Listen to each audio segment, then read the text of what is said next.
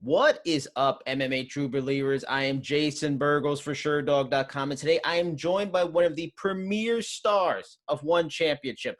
The man's a two-division champion who has headlined a bunch of events for the promotion, including October when he defended his light heavyweight crown against the current One Heavyweight champion in Brandon Vera. He's the one they call the Burmese Python. He's Aung La Nsang, Mr. Double Champster. Thank you for the time today. Wow, that's a great introduction, huh? Thank you. Well, I mean, it's well-deserved. I mean, you're doing some big things in this MMA game, so it's completely well-deserved. Now, so I first wanted to go back to the Vera fight in October, especially since that was your last fight. For that fight, you're in a main event, for a massive two-day extravaganza that was a Century event, defending against another champion in the promotion, a guy who's a former UFC vet who's a star in the UFC. Was that win by far the biggest, most important of your career? And at 35, could it be said that it would be the perfect cherry on top in what has been a successful 15-year career? Oh, for sure. You know, I've been a big fan of him, for the last over 10 years, over a decade. So it just goes to show, in our sport, you can end up competing against somebody that you looked up to, somebody you were a big fan of, Yeah. For me, I'm a big MMA fan since like 2005. So to me, to be able to go against somebody that I was a big fan of, it's a true testament, that anything can happen in life. So. For a long time in your career, your grappling and submissions were the strengths of your attack. However, you have not had a submission win in 2.5 years. Since then, though, you've had 5 straight knockout wins using what Michael Schiavello refers to as a steel pipe punch. There's the pipe right there. Those 5 almost kind of doubled the amount of knockouts you had until that point. Especially with this win over Brandon, because he's so well respected as a striker. Is the transition complete from you being a grappler first to your bread and butter now as a striker? And grappling's pretty much just your plan B. Yeah, for sure. Also changing schools, changing the gyms.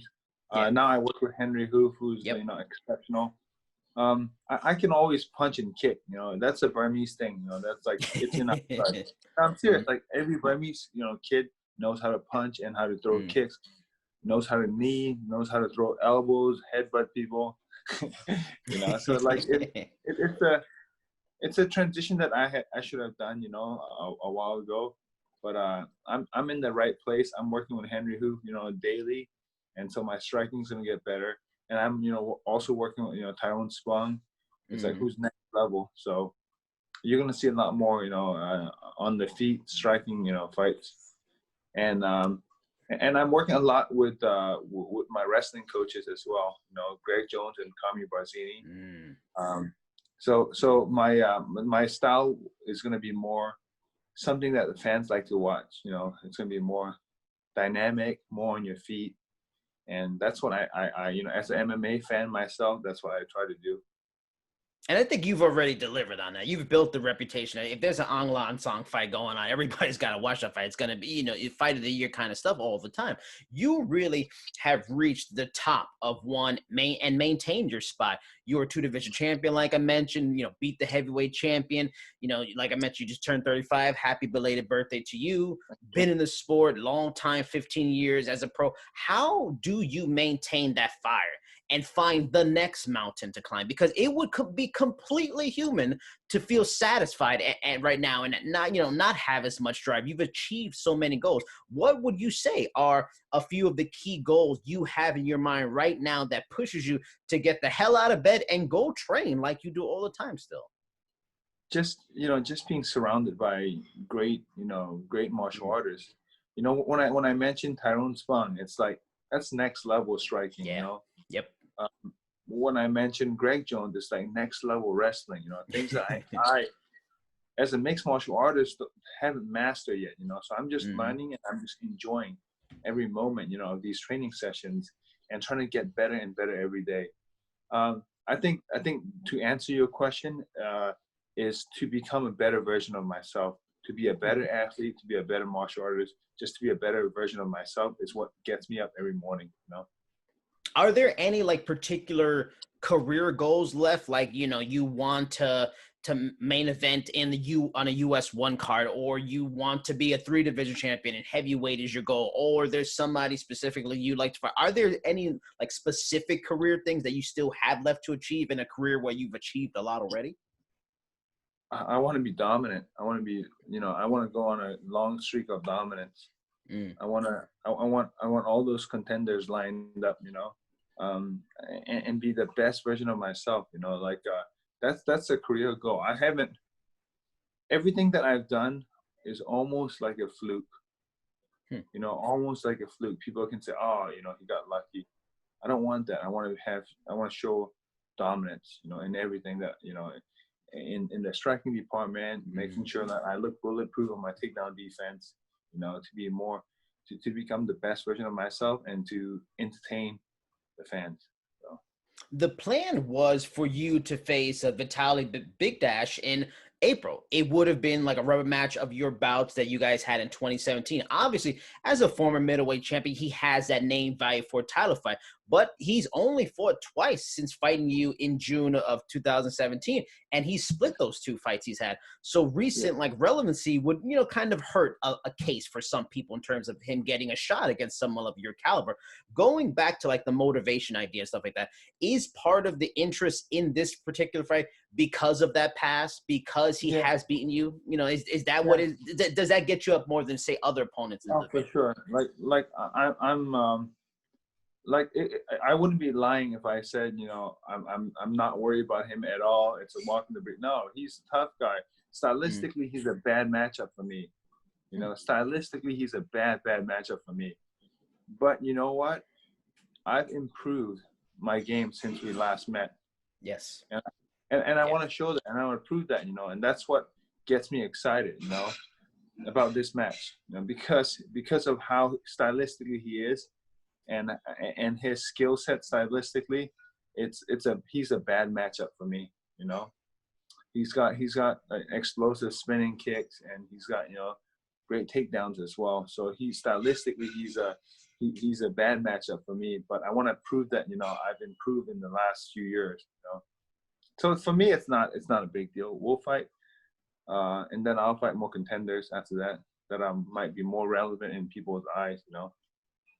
I can see how he was a bad matchup for you years ago, but like you said, you've gotten so much better. So essentially, is this just a chance just to show off and destroy him and show those other fights were just version V.1, and that's far longer? Yeah, but we'll never know if we don't get that rematch, you know. True.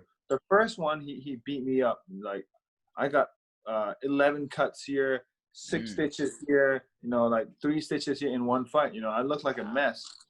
So, I mean, granted that I took that on a short, you know, notice, you know, and then the second time around, it was still pretty close.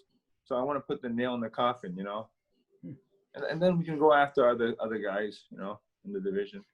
Now, Bloody Elbow had a story recently about one losing a good bit of money in 2017 and 2018. We just saw, unfortunately, this week they had to release and let go 20% of their staff. A few of the staff I knew well. And right now, there still isn't like solid plans on when the next event will be. You've been around a long time in this business to know promotions do sometimes come and go. Is there any fear for you that one is on some shaky financial ground and maybe you won't be able to finish your career there and achieve these goals of dominance as a champion there? Yeah, I don't think so. I don't think that's happening. They have really smart people, you know, administrating it. Bloody Elbow came up with that article, right? And if you look at the article, it's like if you look at what were they're in the negative, but it's because they had like 60 million in paying administration, you know, paying the expense, so-called expense. So it might just be, you know, but they still have a lot of financial backing from big companies and even, you know, the Singapore government as well.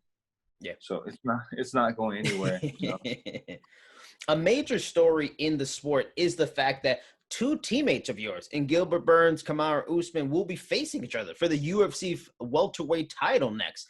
From what I've heard, there's a chance Kamaru, maybe he goes and trains elsewhere for this fight. Is that like an awkward situation to have two guys you know very well preparing to fight each other for such a major title? You know, is there a fear it can change certain, you know, relationships and things and flows in the gym? Or, you know, coming into this, you kind of knew this was a possibility. It was heading that way. And as long as everybody's professional, it's not going to be an issue in the gym.